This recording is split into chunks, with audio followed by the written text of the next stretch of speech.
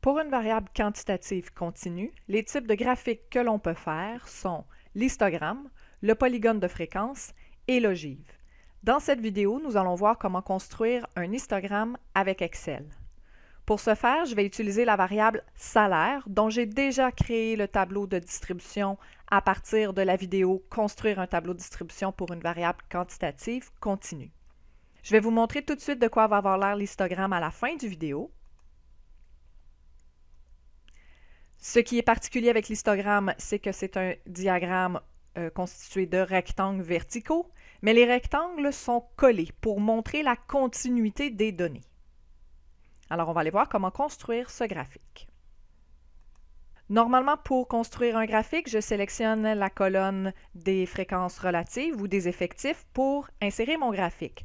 Sauf que moi, ce que je vais vouloir, c'est avoir ici un espace au début de mon graphique parce que la première classe ne commence pas à 0.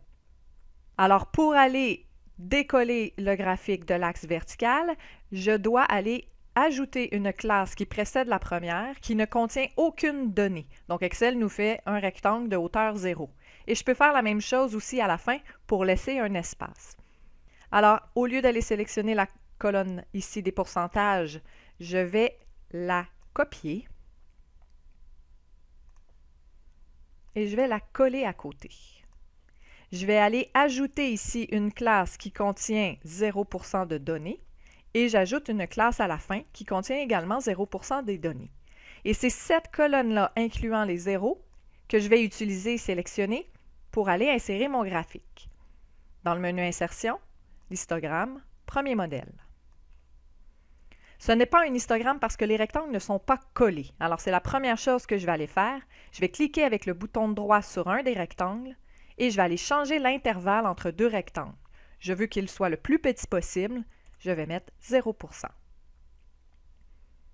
On peut également aller ajouter une bordure autour de chacun des rectangles pour que ce soit plus joli. Donc, en sélectionnant les rectangles, on peut aller dans les options de couleur.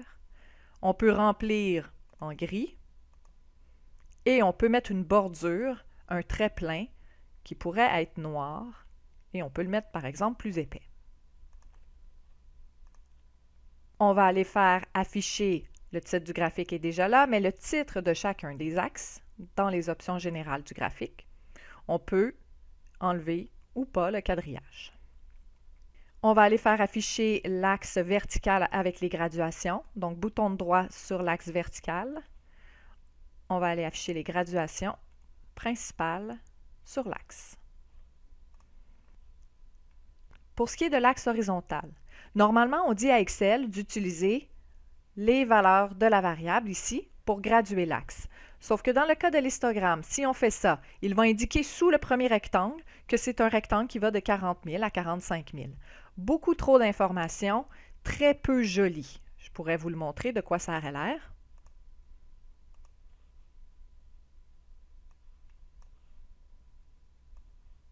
Ça aurait l'air de ça ici. Nous, on va plutôt vouloir graduer l'axe en indiquant ici la valeur au début et à la fin de chacune des classes. Donc ici, on a 40 000, ici, on a 45 000. Alors, on va aller graduer l'axe de cette façon. Sauf qu'il n'y a pas d'option dans Excel pour le faire. On va être obligé d'aller bricoler notre axe à la main. Alors, on va commencer par aller afficher les graduations sur l'axe et on va aller enlever ici les valeurs qu'il a mis. Si j'appuie avec le bouton de droit sur l'axe horizontal, on va aller dans les graduations.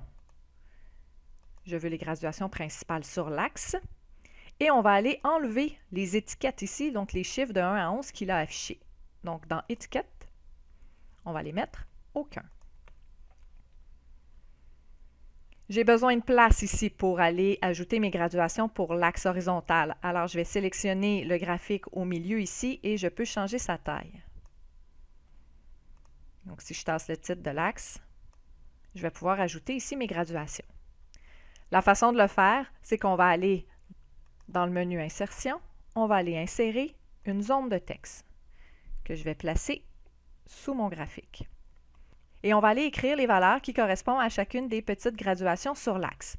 Sauf que là, si j'essaie d'écrire 40 000, 45 000, c'est des chiffres un peu gros, là, je vais manquer de place. Alors, soit que j'agrandis mon graphique beaucoup, je diminue la grosseur de mes caractères, ou une autre astuce que je peux utiliser, c'est d'écrire 40, 45, 50 et de dire dans le titre de l'axe que les salaires sont exprimés en milliers de dollars. Donc, je vais aller écrire les valeurs séparées par des espaces et je vais aller aligner chacune des valeurs avec les graduations sur l'axe en ajoutant des espaces supplémentaires pour que tout soit bien droit.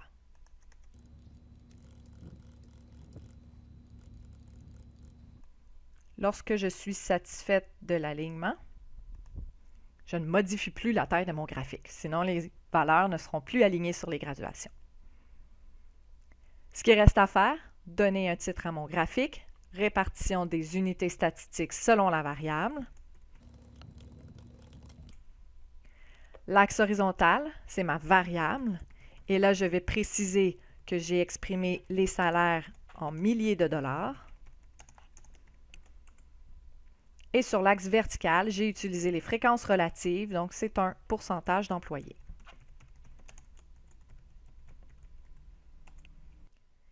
Et finalement, la dernière petite option, aller mettre les flèches sur les axes horizontaux et verticaux. Donc, dans les options, on va mettre un trait plein plus foncé avec une flèche. Et on va aller ajouter la flèche sur l'axe vertical. Soyez vigilants si vous faites l'axe horizontal au début de la construction de votre graphique et que vous modifiez pour une raison ou une autre